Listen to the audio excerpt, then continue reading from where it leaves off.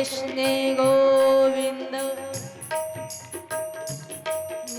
हे नाथ नारायण वासुदेवा श्री कृष्ण गोविंद। हरे मुरारी हे नाथ नारायण वासुदेव श्री कृष्ण गोविंद। हरे मुरारी हे नाथ नारायण वासुदेवा। महाराज जाप करने लगी। यहाँ जब 40 वर्ष के बाद तपस्या से उठे करदम महाराज, अरे देवहूति तुम इतनी सेवा की, जब मेरी समाधि लग गई तो तुमको चले जाना चाहिए। बोले महाराज मेरे पिता ने जब विदा किया था मुझको तो कहा था हर हालत में कुछ भी हो जाए पति की सेवा करना है। मायके से डोली जाती है और ससुराल से अर्थी लौट करके आती है। क्या इच्छा है? बोले अब मैं गृहस्थ जीवन में प्रवेश करना चाहती हूँ। करदम महाराज ने देवहूति का हाथ पकड़ा और जैसे ही समुद्र में डुबकी लगाई 9 मंजिल का मकान हो गया। 16 वर्ष की देवहूति हो गई, 20 वर्ष के करदम जी हो गए। गृहस्थ जीवन में प्रवेश किया, 9 बेटियां हो गई। महाराज सोचा 9 बेटियां हो गई, मैंने सोचा था पुत्र हो जाएगा, गृहस्थ जीवन छोड़ करके चला जाऊंगा, अब क्या करूं?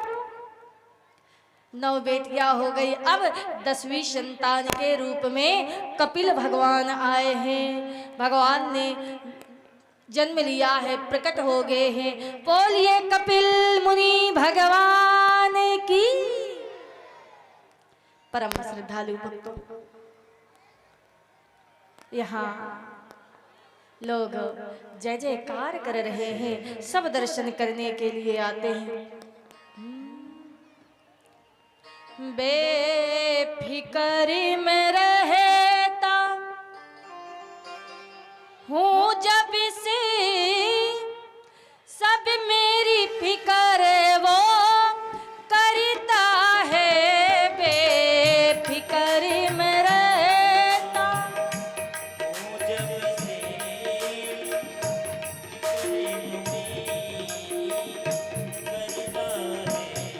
बेफिक्र में रहता हूँ जब से, सब मेरी फिक्र वो करता है। बेफिक्र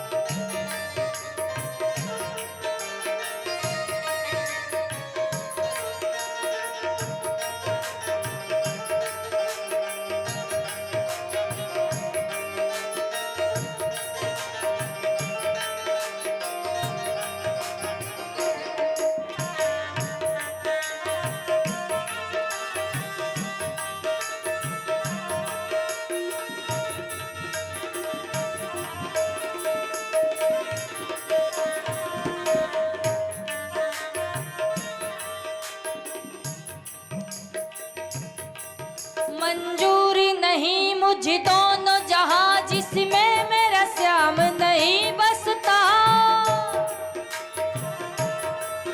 मंजूरी नहीं मुझ दोनों जहां जिसमें मेरा श्याम नहीं बसता।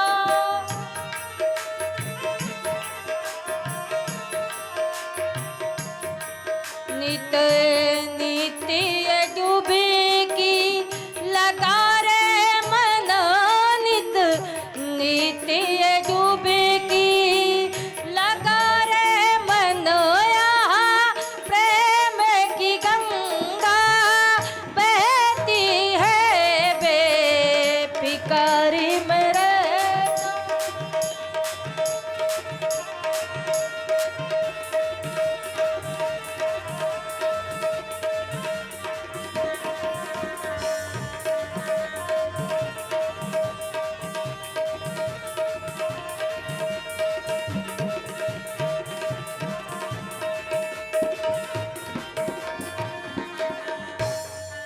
बोलिए बाकी बिहारी लाल की।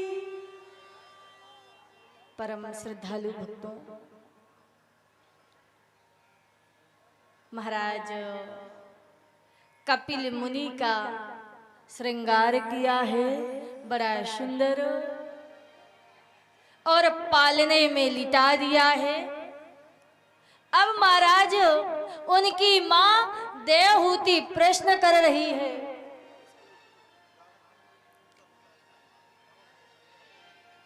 बोले महाराज बेटा एक बात बताओ, ये जो इंद्रियां हैं, इन इंद्रियों को वश में कैसे किया जाता है? कौन सी इंद्रियां? 5 ज्ञानेंद्रियां हैं, 5 कामेंद्रियां हैं। ये जो इंद्रियां हैं, आंखें हैं, कान है, नाक है, जीभ है, ये सब मुझे अपनी ओर खींच रही है। आंखें कहती है सुंदर रूप को देखो, जीभ कहती है सुंदर सी वस्त्र को चखो, कान कहते हैं सुंदर संगीत को सुनो। महाराज इन इंद्रियों को वश में कैसे किया जाता है? हा? मुक्ति किसकी होती है?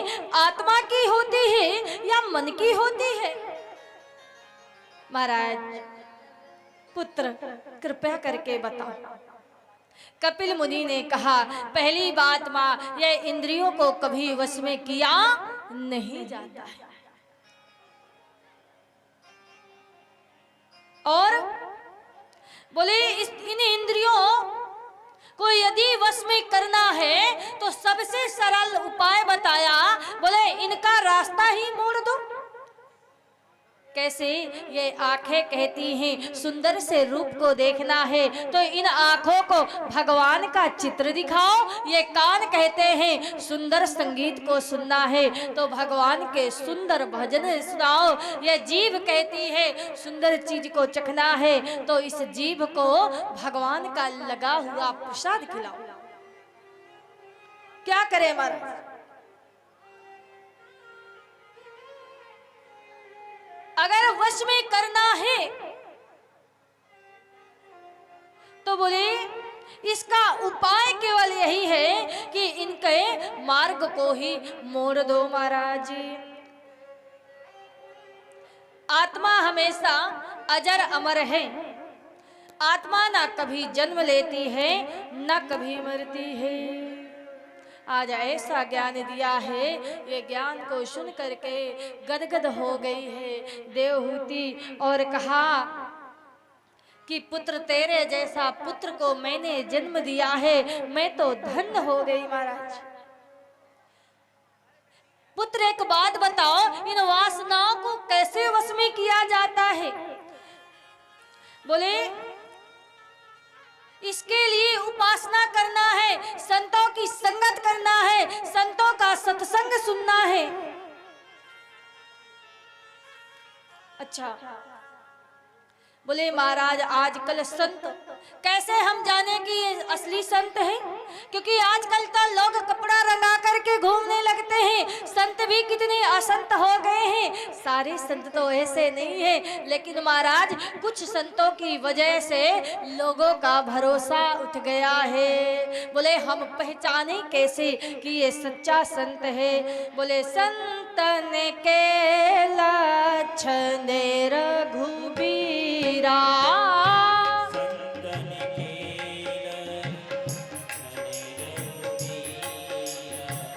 कहु नाथ भव भंजन भीरा।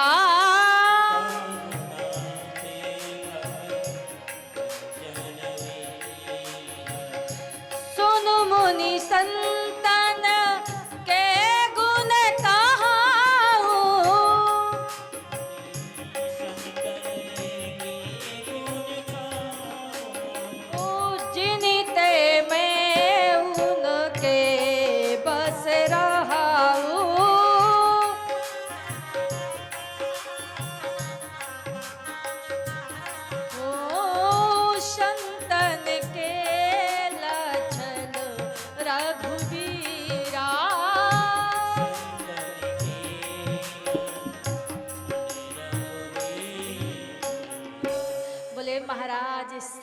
कैसे होते हैं?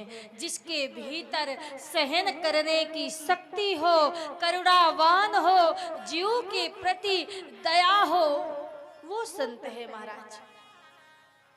और जिसका कोई शत्रु ना हो, कभी किसी को अपना शत्रु ना माने, बिगड़े हुए व्यक्ति को सतमार्ग की ओर जोड़े, वही संत है। ऐसे लक्षण बताए हैं, महाराज गदगद हो गए हैं। श्री सुखदेव जी महाराज परीक्षित से कहते हैं, अरे परीक्षित, देवहूति कपिल मुनि के वचनों को सुनकर के इतनी ज्यादा गदगद हो गई कि पूरे शरीर से जल की धारा बहने लगी महाराज। और वही सिद्धिदा नदी बन करके तैयार हुई।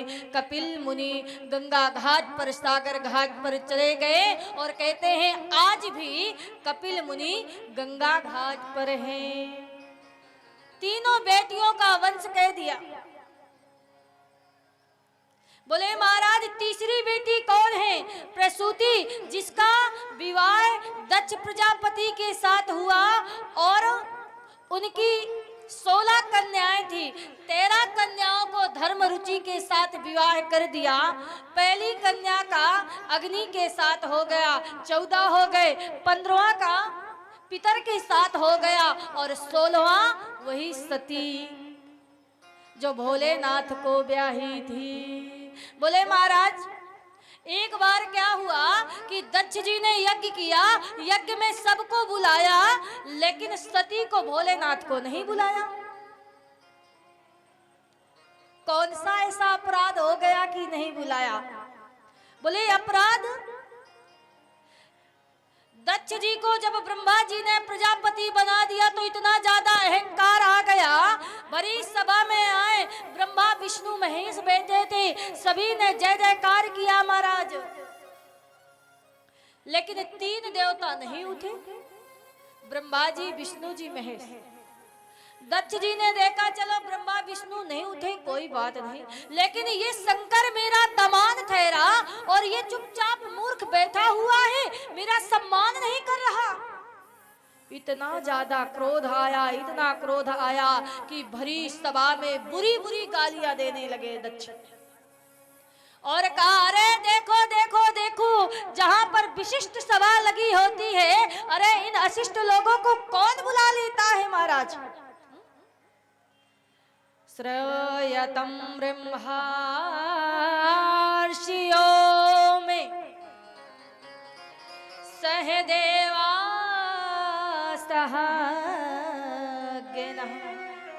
साधूनां ब्रूतो व्रतं न ज्ञानेनेत्रं चामत्सरा। ऐसा महाराज अपमान किया। दक्ष ने कह दिया शंकर भगवान को, बोलो देखो देखो देखो तो सही, लोग मुंह उठा करके बिना बुलाए चले आते हैं। अरे कौन बुला लिया ऐसे लोगों को? भूत प्रेतों के साथ रहता है तो संस्कार भी ऐसे हैं, गरम गरम चिता की राख लपेटता है। अरे अच्छे लोगों के साथ रहे तो अच्छी संगत करेगा तो समझ आएगा, इसको क्या पता किसका कैसे सम्मान करना चाहिए।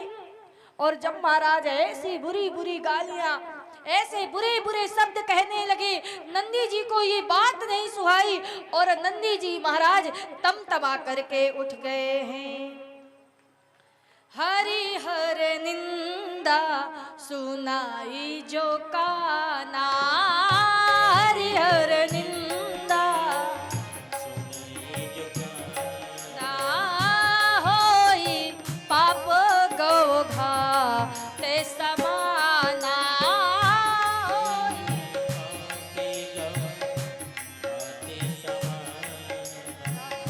हरि हर निंदा सुनाई जो काना, हरि हर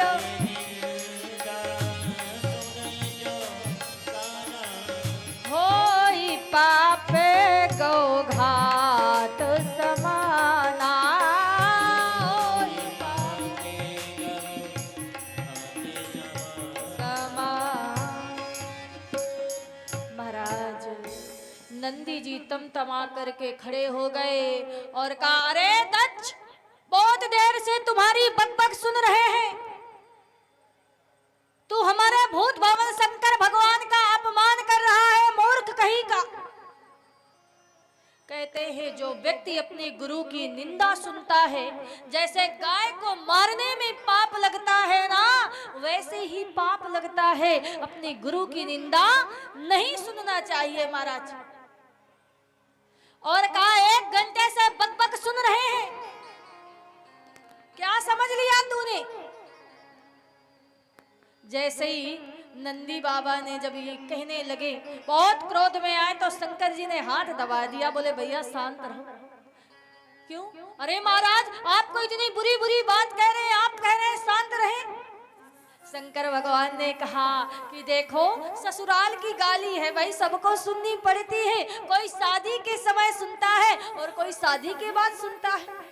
अब ये देख करके और क्रोध आ गया दक्ष जी को। जैसे ही सुना, हाथ में ले लिया जल, श्राप दे दिया और कहा, ए शंकर, मेरा श्राप है तुझे कि मैं श्राप देता हूँ, आज से तुझे छोटे से छोटे यज्ञ में भी कहीं पर तुझको भाग नहीं मिले। जैसे ही श्राप दिया, अब महाराज नंदी जी नहीं रुक पाए। कह दिया कि बहुत देर से तुम्हारी बकबक सुन रहे हैं, दक्ष जाओ, हमारा श्राप है, तेरा मुख बकरी का हो जाए। श्राप दे दिया। भृगु जी थे दक्ष जी की तरफ से, बोले ये बताओ, ये ससुर दबान की लड़ाई हो रही है, तुमने क्यों श्राप दे दिया? हमारा श्राप है, जितने सारे शंकर जी के गढ़ है सब भूत प्रेत हो जाए।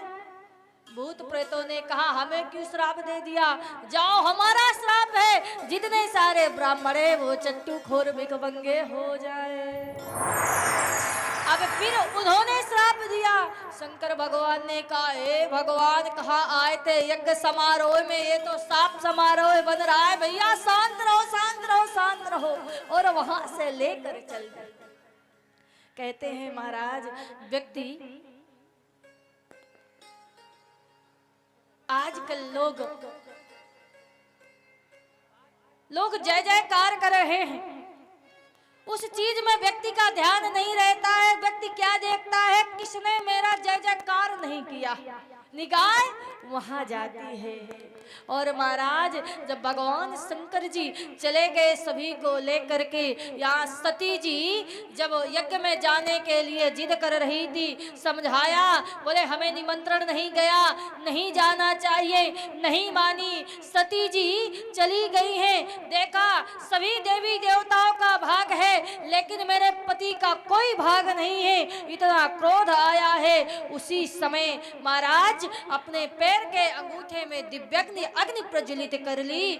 सती मरते हरे सनेवर मांगा,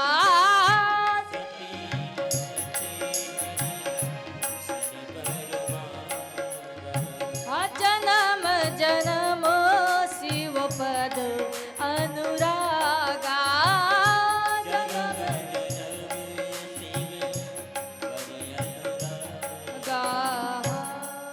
महाराज सती जी ने मरते समय कहा, हे नारायण भगवान, अगला जन्म जो मेरा हो, मुझे मेरे पति रूप में भूत भावन शंकर भगवान मिली।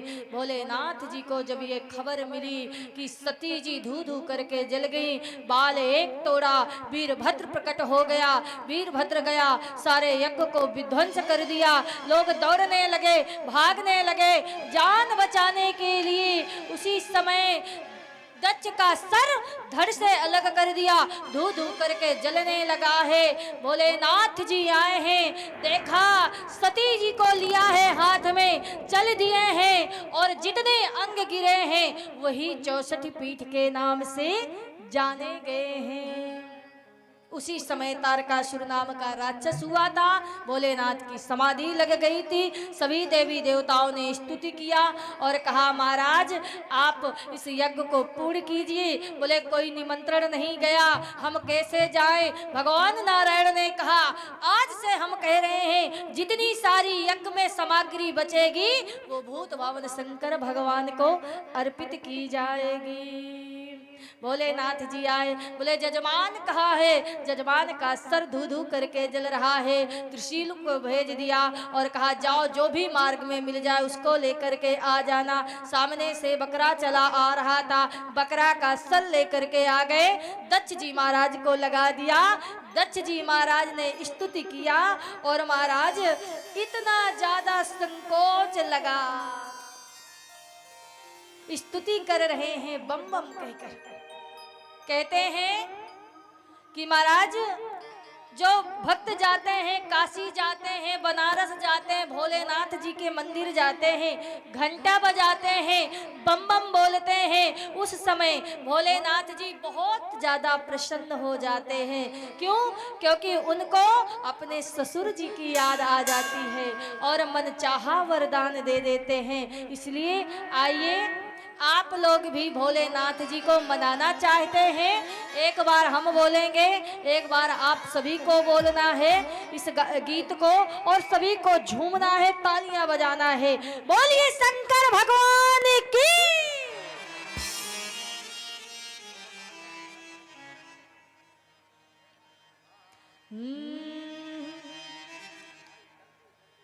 हो बम बम बम भोले बम बम बम, बम बम बम भोले बम बम बम। यही वो तंत्र है, यही वो मंत्र है, यही वो तंत्र है, यही वो मंत्र है। प्रेम से जपो मिट सारे गम।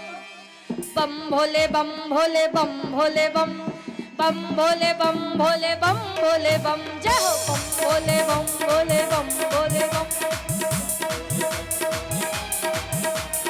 यही वो तंत्र है, यही वो मंत्र है, यही वो तंत्र है, यही वो मंत्र है। प्रेम से जपो मिट सारे गम।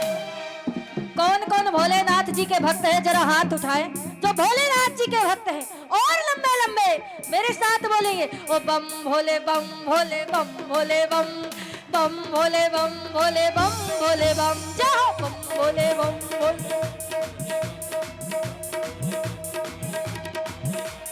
बोलिए शंकर भगवान की।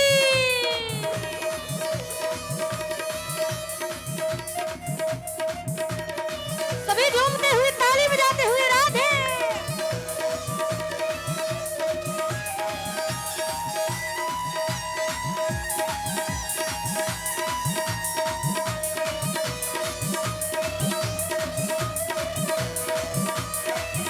शंकर भगवान की।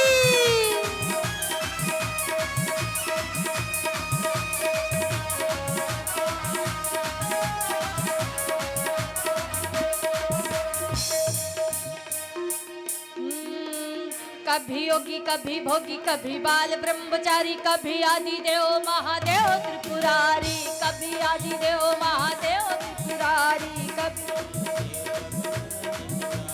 कभी शंकर कभी शंभु कभी आदि कैलाशी, कभी आदि आदि है अनंत त्रिपुरारी।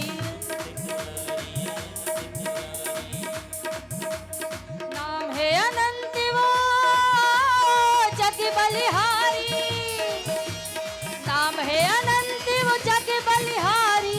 प्रेम से जपो मिट सारे गम।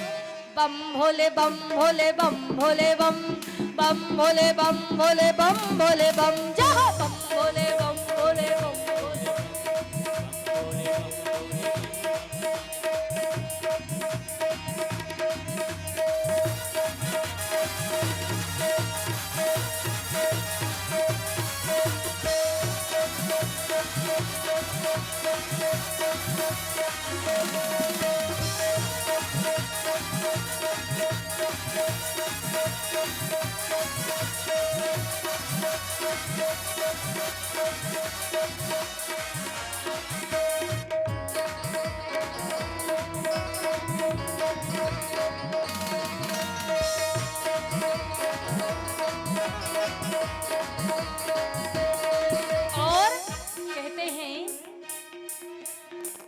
जब हम बेटे के विवाह में जाते हैं, दूल्हे के साथ जो बाराती जाते हैं तो नाच नाचते हैं, झूमते हैं, गाते हैं। जो बाराती नाचते हुए जाते हैं उनको 84 लाख योनियों तक नाचना पड़ता है।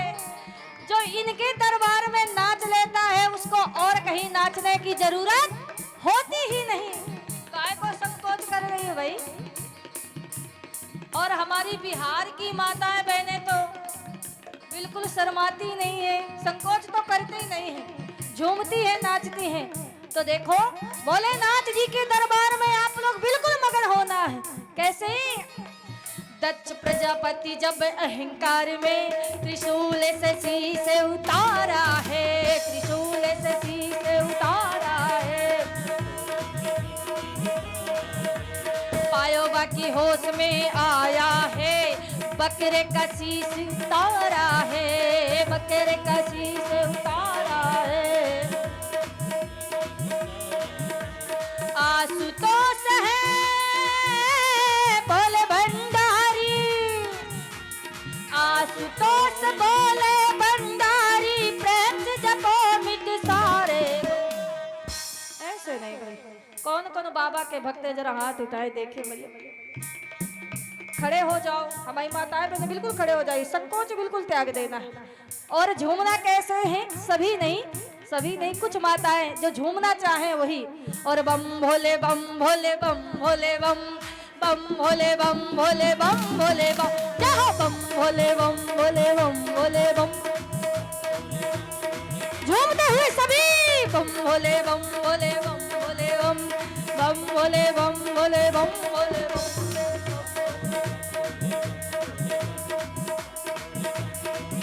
और कुछ माताएं सोच रही होंगी हमारे लिए तो दीदी जी ने कहा ही नहीं, हम भी बाबा के दीवाने बैठे हुए हैं। तो देखो आप भी संकोच मत करो, हमारी माताएं बहनें सब खड़ी हो जाएंगी, बिल्कुल खड़ी हो जाए सभी लोग और झूमते हुए मेरे साथ।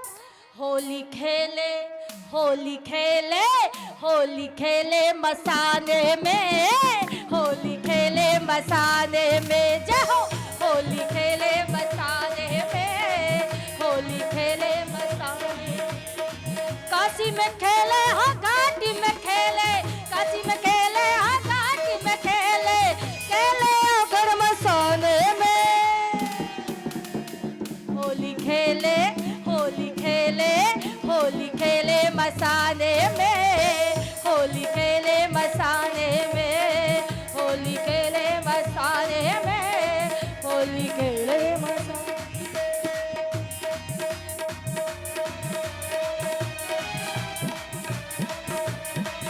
बोलिए शंकर भगवान की, पार्वती मैया की। सभी ताली बजाते हुए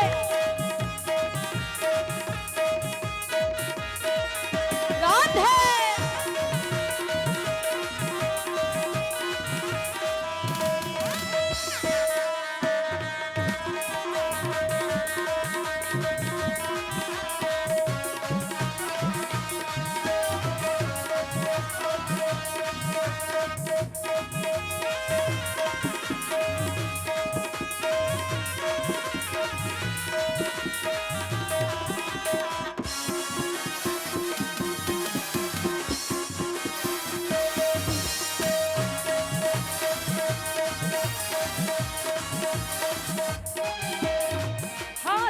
डमरू जटा में गंगा, भोला नाचे मस्त मलंगा, भोला नाचे मस्त मलंगा, भोला नाचे।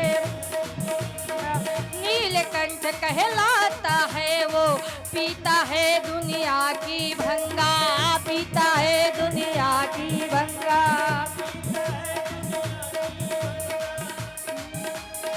उस पर रहमत हो जाती है, उस पर रहमत है, उस पर रहमत हो जाती है।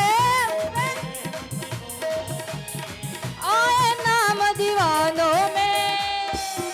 भोला नाचे, वो भोला नाचे, वो भोला नाचे मेरा शमशानों में, भोला नाचे मेरा शमशानों में, भोला नाचे मेरा शमशानों में, भोला नाचे मेरा शमशानों में।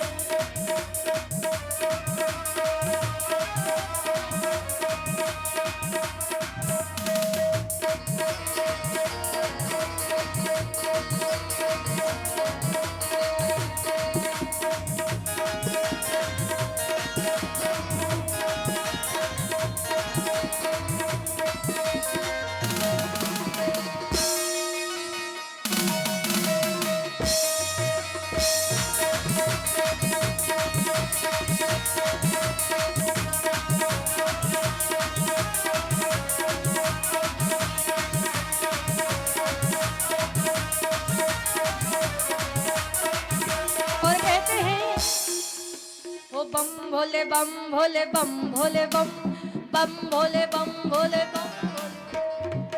ऐसे नहीं भाई, भाई हमें भी तो लगे आप गाना ना जानती है कि नहीं।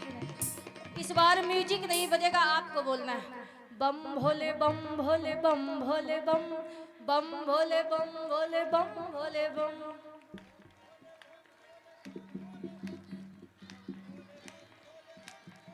जय हो बम भोले बम भोले बम भोले बम बम भोले बम भोले बम भोले बम। जय हो बम भोले बम भोले। सभी लोग झूमते हुए बोली शंकर भगवान की, पार्वती मैया की।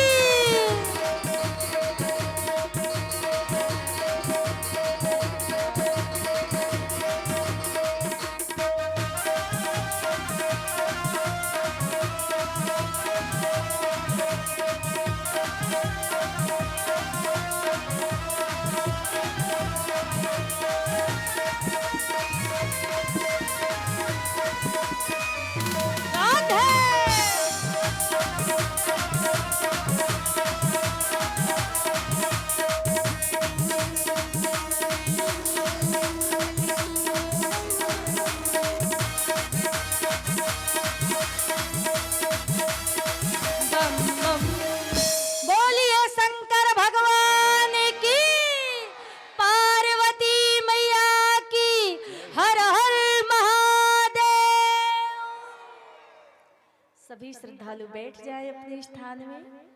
आज आपको वामन भगवान स्वयं दर्शन देने आएंगे बहुत जल्द, लेकिन कुछ थोड़ी से प्रतीक्षा करनी पड़ेगी। और सुंदर वामन भगवान की झांकी आप सभी के बीच जल्द ही आएगी, थोड़ा सा समय।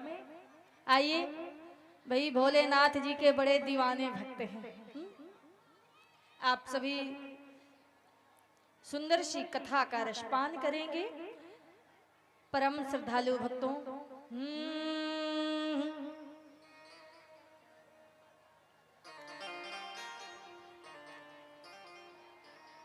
बकरे का सर लगाया गया, बड़ी सुंदर स्तुति थी और महाराज भोलेनाथ बहुत ज्यादा प्रसन्न हो गए।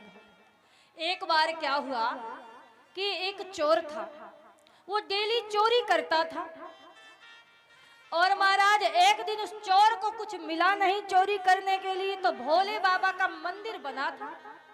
चोर तो चला गया, अंदर प्रवेश कर गया और देखा महाराज आज तो कुछ मिला नहीं। ए भोलेनाथ आप ही कुछ जुगाड़ कर दो। इधर उधर देखा तो घंटा लटका हुआ दिखाई दे रहा था। चोर ने कहा ज्यादा ना सही तो कम से कम 1000 का तो ये घंटा बिक ही जाएगा। अब तो महाराज उस चोर ने उस घंटे को बार बार, शिवरात्रि का दिन था तो बार बार ऊपर को उचक रहा है, ये घंटा मुझे मिले कैसे मिले कैसे मिले, लेकिन घंटा हाथ ना आए। उस चोर ने सोचा भाई ये घंटा तो ऐसे हाथ नहीं आ रहा, तो स्वयं शिवलिंग के ऊपर चढ़ गए और शिवलिंग के ऊपर चढ़ करके घंटा को बड़ी जोर के साथ हिलाने लगे। जैसे ही वो घंटा जोर जोर से हिलने लगा महाराज, उसी समय भोलेनाथ जी प्रकट हो गए। बोलिए शंकर भगवान की। भोलेनाथ जी ने कहा अरे भक्त मैं प्रसन्न हो गया, बोल तुझे क्या चाहिए। अब वो चोर ने भोले बाबा को देखा तो थर थर कांपने लगा। हे भगवान। भोलेनाथ जी ने कहा अरे भैया क्या तुझे चाहिए वरदान। चोर ने कहा बाबा आप बड़े भोले भाले, मैं तो चोर ठहरा, उचक्का ठहरा और मैं तो ये घंटा चुराने के लिए आया, लेकिन बाबा आप तो वरदान देने के लिए कह रहे हैं। इसीलिए आपको भक्त लोग कहते हैं कर्पूरी गौरम करुणावतारम संसार सारम भुजगेंद्रहारम। बाबा आप बड़े दयालु हैं, बड़े करुणावान हैं। भोलेनाथ जी ने कहा अरे बेटा तू तो मांग, तुझे क्या चाहिए। बोले प्रभु आपने मुझे दर्शन दिया, मैं तो धन्य हो गया, मुझे क्या चाहिए। बहुत बड़ी कृपा भोलेनाथ जी ने की और कहा अरे पुत्र, आजकल के भक्त 2 अगरबत्ती शाम को जला देंगे, 2 अगरबत्ती सुबह जला देंगे, थोड़ा सा प्रसाद खिला देंगे, थोड़ा सा दूध रख देंगे, पूरा दिन भूखे ही भगवान बनने में रहना पड़ता है। लेकिन धन्य है तेरे जैसा भक्त, तूने तो अपने आप को ही चढ़ा दिया। धन्य है। शिव चरित्र से हमें यह शिक्षा मिलती है कि महाराज व्यक्ति को क्रोध नहीं करना चाहिए, बल्कि क्रोध के वश में नहीं आना चाहिए, क्रोध को अपने वश में रखना चाहिए, व्यक्ति को सहनशीलता बनना चाहिए। कहा जाता है अपमान को वही व्यक्ति पचा सकता है जिसने सम्मान को पचा लिया हो। जो व्यक्ति सम्मान को नहीं पचा पाया वो अपमान को कभी जीवन में नहीं पचा सकता है। याद रखना, कहते हैं फूलों की तरह जो खिलता होगा, सबके जख्मों को जो सिलता होगा, उसी का होगा ऊंचा, सबसे ऊंचा कद जो सबसे झुककर मिलता होगा।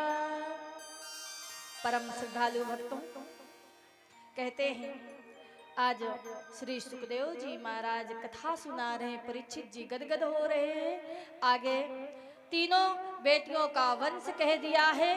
अब 2 बेटे बचे, 5 संतान हुई थी मनु शतरूपा की, आकुति, देवहूति, प्रसूति, तीनों का वंश कह दिया। अब कौन बचे? प्रिय व्रत और उत्तानपाद। प्रिय व्रतो ने पादो सतरूपा ते सुते वासुदेवस्य कलिया रक्षायं जगतः स्तुतो। महाराज उत्तानपाद और प्रियव्रत ये दोनों पुत्र थे।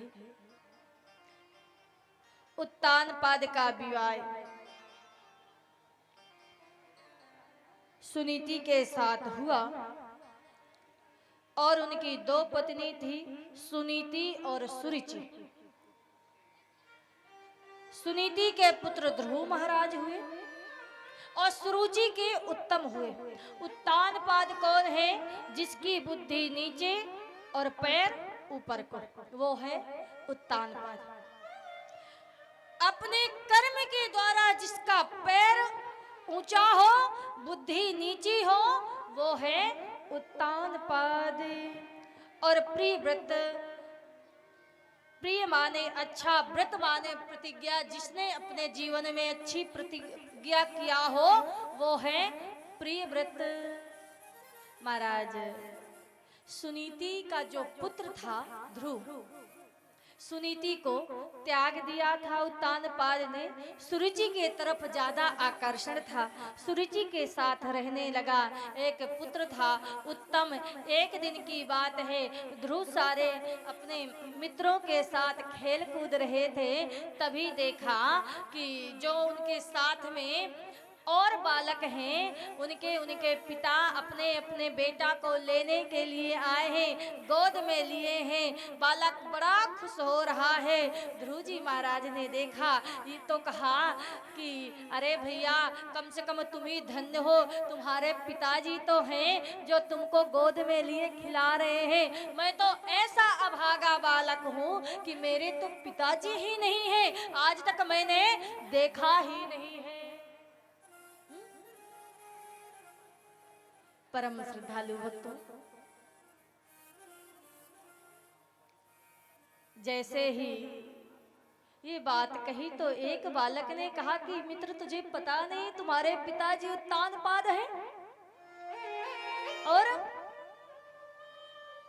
वो तो राजा हैं, कहाँ रहते हैं भैया, आपको पता है? हाँ, मैं आपको लेकर के चलूंगा, तू चिंता क्यों कर रहा है? और उसका मित्र ध्रुव जी महाराज को लेकर के गए उनके पिताजी के यहाँ। उत्तान पाद सिंहासन पर बैठे हुए थे और जैसे ध्रुव आया, उत्तम को लिए हुए उनके पिताजी बैठे हुए थे। महाराज हाथ आगे को किया ध्रुव जी ने कि पिताजी मुझे गोद में ले लीजिए। एक पल के लिए उनके पिताजी ने आगे को हाथ किया। उसी समय उसकी सौतेली माँ सुरुचि आ गई, बालक का हाथ पकड़ लिया और सीढ़ियों से धक्का दे दिया। अरे मूर्ख बालक, तेरी इतनी हिम्मत, तू इस गद्दी में बैठेगा, तू इस गद्दी में बैठने का अधिकारी नहीं है। ध्रुव जी महाराज सीढ़ियों से गिरे, खड़े हो गए। माँ, मैं क्यों नहीं इस गद्दी पर बैठ सकता? क्या ये मेरे पिताजी नहीं हैं? बोले ये तुम्हारे पिताजी हैं, लेकिन मैं तुम्हारी माता नहीं हूँ। अगर तुझे इस गद्दी में बैठने का बहुत ज्यादा शौक है तो जा करके नारायण की तपस्या कर और नारायण की तपस्या कर। जब भगवान प्रकट हो जाए तो उनसे कहना कि हे प्रभु, मुझे यदि जन्म देना तो सुरुचि के गर्भ से जन्म देना। देखिए वो सुनीति भक्त का तो अपमान कर ही रही है, भगवान का भी अपमान कर रही, अपने गर्भ को भगवान के मंदिर से भी बड़ा माना। ध्रुव जी महाराज रोते हुए आए। ये बात उसकी सुनीति माँ को पहले पता चल गई थी। आज मेरे बेटा का बहुत ज्यादा अपमान हुआ है।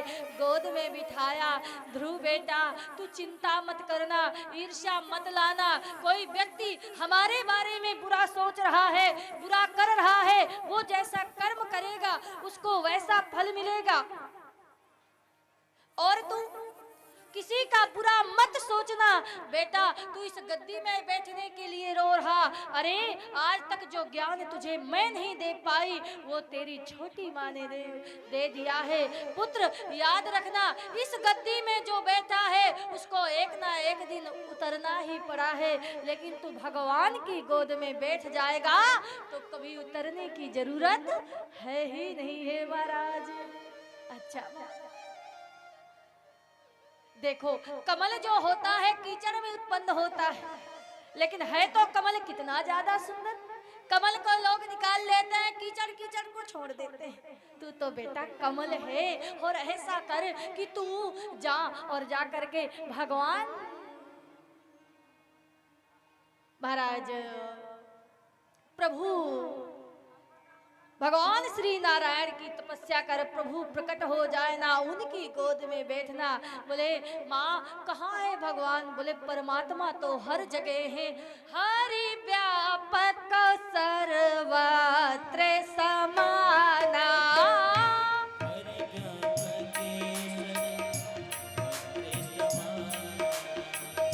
प्रेम ते प्रकट भई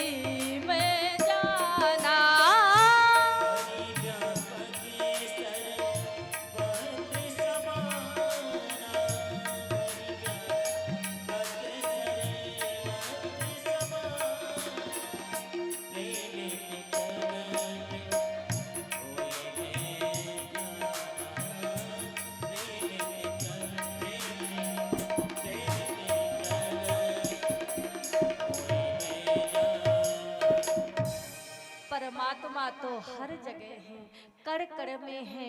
कोई कोई ऐसे नास्तिक लोग होते हैं, कह देते हम भगवान को मानते ही नहीं। है? क्या भगवान है? यदि भगवान है तो प्रत्यक्ष दिखाए, कहाँ है भगवान? अरे नास्तिक लोग, मूर्खों कहेंगे, भगवान के लिए प्रमाण चाहिए तुम्हें। एक बार एक महाराज जी से किसी ने कह दिया, एक बालक ने, बोले महाराज है कहाँ भगवान? हम तो नहीं मानते, भगवान है तो दिखाओ। बोले ये बताओ तुमने अपने परदादा को कभी देखा है?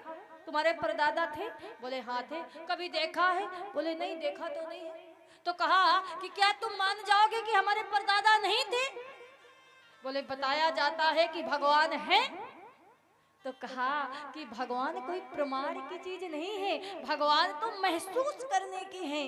परमात्मा तो हर जगह है, कण कण में है महाराज। जैसे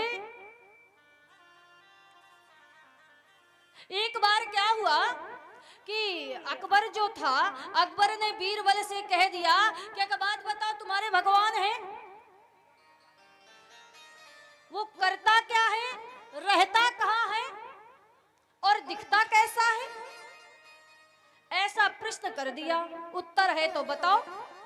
अब तो महाराज जब ये प्रश्न कर दिया तो वो बीरबल जो था वो परेशान हो गया और घर आया तो बच्चों ने कहा, पिताजी क्या हो गया, आप इतने चिंतित क्यों हैं, इतने परेशान क्यों हैं? बोले राजा ने एक ऐसा जटिल प्रश्न पूछ लिया कि मैं जवाब दूं तो कैसे दूं।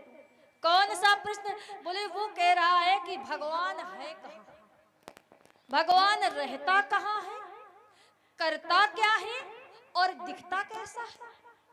तो बच्चों ने कहा कि पिताजी आप तो राजा से कह दो, ऐसे जवाब तो हमारे बेटा ही दे देंगे, हम तो बाद में आएंगे। अच्छा, अरे बेटा ये जो पीछे बिल्कुल शांति का दान दे, जो पर्दे के पीछे है भैया, शोर बिल्कुल नहीं। बोलिए भक्तवत्सल भगवान की। बोले महाराज आप तो जाकर के कहो राजा से, ऐसे प्रश्न का उत्तर तो हमारे बेटा दे देते हैं। अच्छा, अब तो बीरबल अपने बेटा को लेकर के गया, बड़ा दरबार लगा था। राजा ने कहा बेटा बताओ तुम्हारा परमात्मा कहाँ रहता है, दिखता कैसा है और करता क्या है? तो बालक ने कहा कि महाराज हमारे यहाँ तो कोई यदि अतिथि आता है तो कम से कम उसको लोग खिलाते पिलाते हैं, आप तो सीधा प्रश्न कर दिया। अच्छा तो बेटा तुमको क्या खिलाया पिलाया जाए? मंत्री से कहा जाओ जाकर के कटोरे में दूध लेकर के आओ। तो महाराज दूध लेकर के दिया उस बेटे को। अब बेटे ने क्या किया, उस भरे हुए कटोरे में जो दूध था, दूध में उंगली डाल करके गोल गोल हिलाने लगा। 5 मिनट हो गया, 10 मिनट हो गया, महाराज 20 मिनट हो गया। राजा ने कहा बेटा ये क्या कर रहे हो, दूध को पी नहीं रहे हो, हिला रहे हो? बोले इससे मैं घी निकाल रहा हूं। राजा इतनी जोर से हंसा, अरे मूर्ख बालक, तुझे यही पता नहीं कि इस दूध से ऐसे घी थोड़ी निकलेगा, इसके लिए तो पहले जमाना पड़ता है, फिर मथना पड़ता है। महाराज मत करके उसमें जो नेनू निकलती है, आग जलाई जाती है, कढ़ाई में डाला जाता है, उसको गरमाया जाता है, इसके बाद कहीं घी निकलता है। तो कहा कि देखो इसी तरह हमारे परमात्मा होते हैं, ऐसे परमात्मा नहीं मिलते हैं, उसके लिए कुछ करना पड़ता है, अष्टांग योग करना पड़ता है, ध्यान लगाना पड़ता है, समाधि लगाना पड़ता है, प्राणायाम करना पड़ता है, प्रत्याहार करना पड़ता है, उसके लिए कुछ करना पड़ता है। जैसे इस दूध में कड़ में घी छुपा हुआ है, ऐसे ही मेरे परमात्मा कड़ में है, लेकिन कोई भक्त बुलाने वाला हो। अच्छा वो करता क्या है? तो कहा महाराज देखो जब कोई अतिथि आता है तो उसको भाई आसन में बिठाया जाता है। आप तो ऐसे ही पूछ लिया सीधा, करता क्या है? आसन दो पहले, तो तुरंत उसको आसन में बिठाया। अब कहा अब बताओ तुम्हारे भगवान क्या करते हैं? बोले महाराज अभी भी समझ में नहीं आया, अभी तो मुझको, अभी मैं जमीन में खड़ा था और महाराज उठा करके मुझको सिंहासन में बिठा दिया है, यही तो परमात्मा करते हैं। धन्य है महाराज।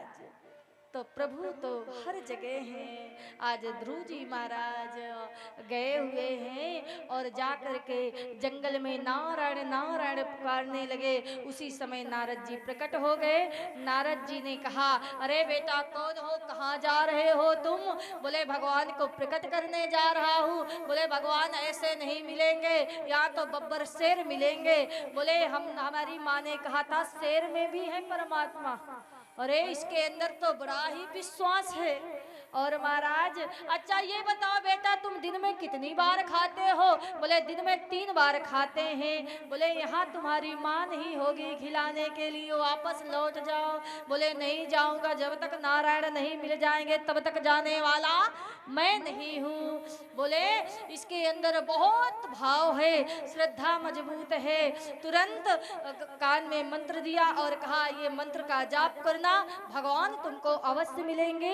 वृंदावन चले गए हैं, जाप किया है, बहुत कठिन समाधि तपस्या किया है, 5 महीने तक अपने श्वास को रोक लिया है। महाराज स्वयं भगवान नारायण गरुड़ में सवार हो करके प्रकट हो गए हैं। बोलिए नारायण भगवान की। अब देखिए सामने भगवान और इधर ध्रुव जी। 5 मिनट हो गए, 10 मिनट हो गए, ना ध्रुव कुछ बोल रहा ना भगवान कुछ बोल रहे। भगवान मन ही मन कह रहे हैं कि ध्रुव तो कुछ बोले ही नहीं रहा। ध्रुव जी सोच रहे हैं कि माँ ने ये बताया ही नहीं कि कहना क्या है, मुझे क्या बोलना।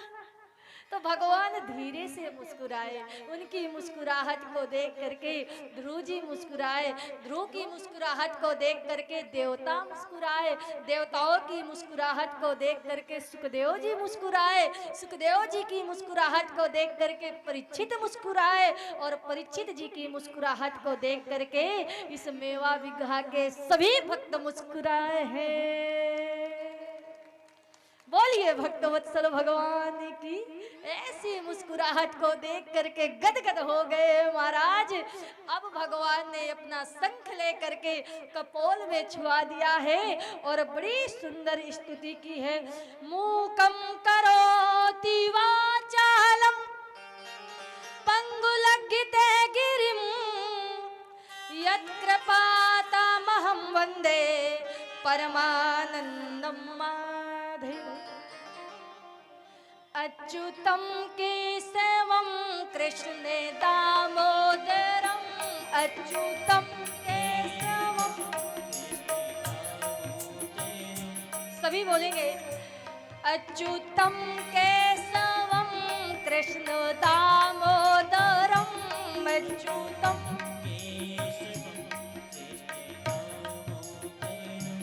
राम नारायणम जानकी वल्लभम, राम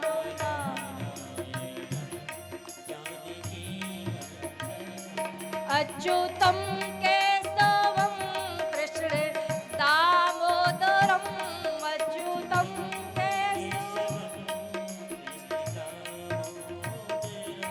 राम नारायणम जानकी वल्लभम।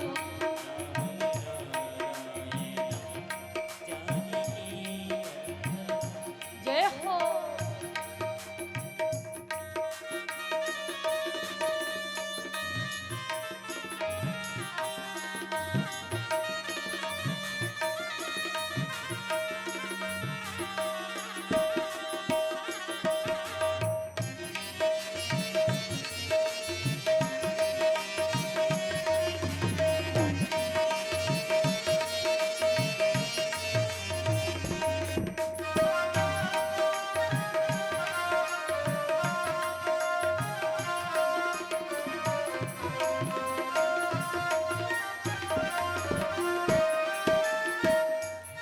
लोगी कहते हैं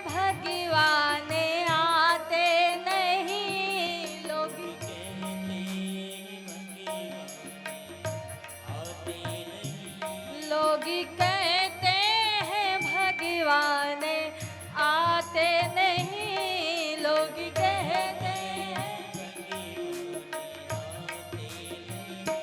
कोई मीरा के जैसा बुलाता नहीं।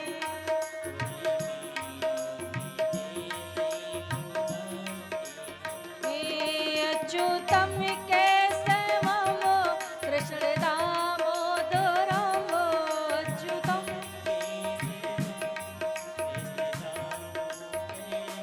राम नारायणम जानकी वल्लभम।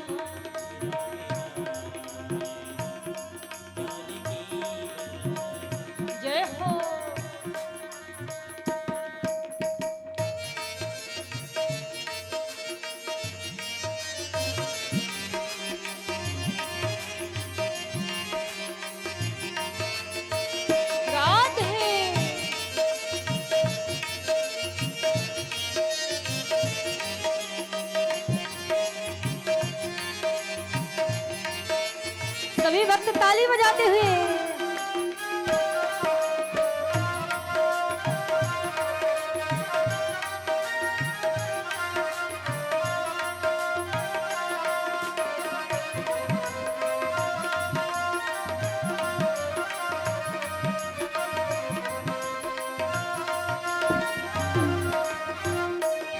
लोग कहते हैं भगवान खाते नहीं, लोग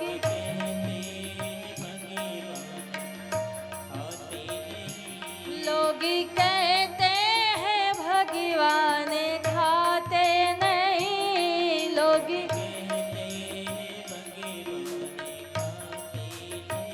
कोई बेरो सबीरी के जैसा खिलाते नहीं,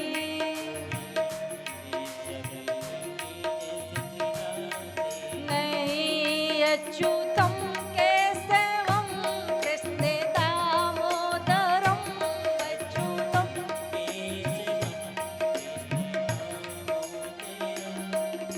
नारायणम जानकी वल्लभम।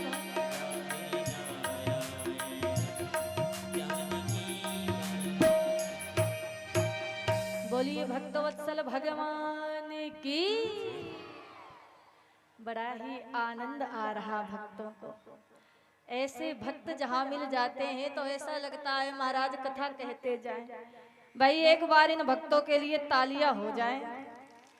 जय हो। और महाराज यहाँ की जो कमेटी है बाल गोपालों की, बड़ी सुंदर कमेटी, उनके लिए भी गड़गड़ाहट हो जाए। जय हो। ऐसी सुंदर व्यवस्था। और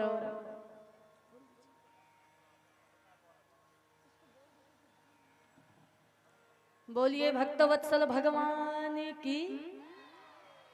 ध्यान दें एक विशेष सूचना।